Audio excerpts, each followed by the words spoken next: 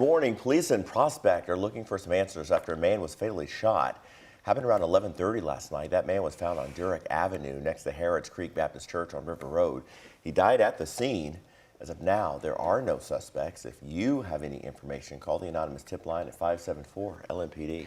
Some new information now to a story that we did first bring you on GMK yesterday. Early morning gunshots in a South Louisville apartment left two family members dead, and police say the gunman knew them well. Yeah, according to police, that suspect admitted to pulling the trigger, and now he's facing murder charges. WHAS11's Taylor Woods and photojournalist Elijah McKenzie report.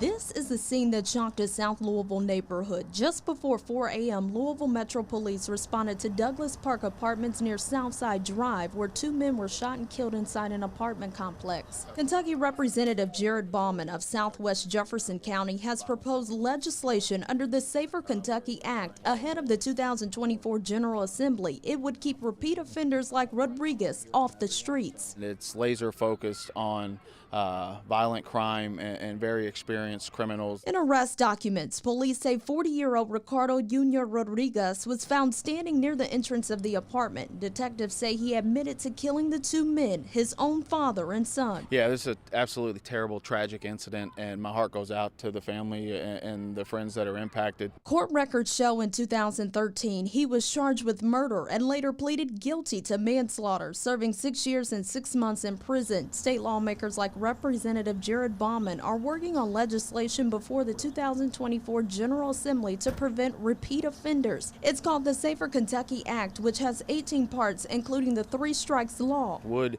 ensure that anyone that commits 3 violent felonies in the state of Kentucky would be in prison for life. So they will not be released at any time. They will not leave prison alive. In Louisville, Taylor Woods, WHAS 11 on your side.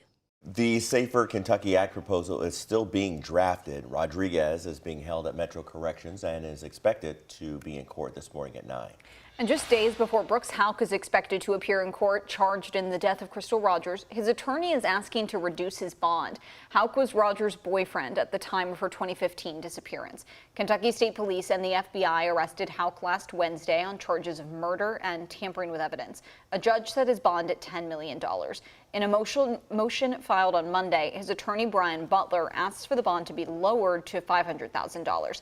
He writes the current bond is unprecedented but also unconstitutional.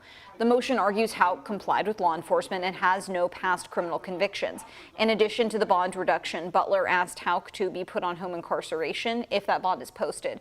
Houck will be arraigned in Nelson County this Thursday. And a man in southern Indiana says he is responsible for a gruesome murder in 2021. Clark County prosecutor Jeremy Mull tells us Brian Montez Williams pleaded guilty to murder in the death of Melody Gambetti during a hearing yesterday afternoon. Police found Gambetti decapitated in her Clarksville apartment while responding to a fire in July of 2021. Investigators previously said they believed the murder was part of a botched robbery or home invasion. Williams' sentencing is scheduled for December 11th. One of the most outspoken members of Louisville's Metro Council says he will not seek another term. We're talking about Jacory Arthur. He made that announcement in his district newsletter. He was first elected to represent District 4 in 2020, and that's a very oddly shaped district. It includes downtown, Smoketown, and parts of the city's west end. He recently changed his party affiliation from Democrat to Independent. His term is set to end in January of 2025. Now, his reasoning that he wrote in his newsletter says he's going to focus on community organizing. And he said, I've always encouraged people to organize, but said it's hard to lead by example when being inside of a political system that's set to be disorganized, bureaucratic, and punitive. A local restaurant rallied the community to help an LMPD officer shot in the line of duty. Monday night, Boomba's Pizza hosted a fundraiser for Officer Brandon Haley and his family. Haley was shot last month while conducting a traffic stop. He's now home and continuing his recovery. Kate Craw, the manager at the Boomba's Westport Village location, says the idea for the fundraiser actually stemmed from a recent visit by Haley's family. His family had gone to eat at our J-Town location recently, and one of our owners was there, and they got to talking, and you know, our owners are very kind, giving people, so they really wanted to help out, and so came up with this sort of idea to help them out. 20% of all of last night's sales at Boombaz's Louisville and Southern Indiana locations will be donated to Haley's family.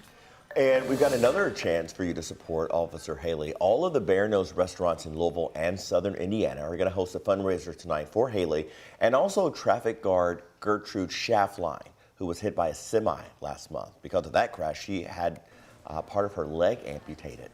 Bear Nose plans to donate 20% of all dine-in, carry-out, and delivery sales.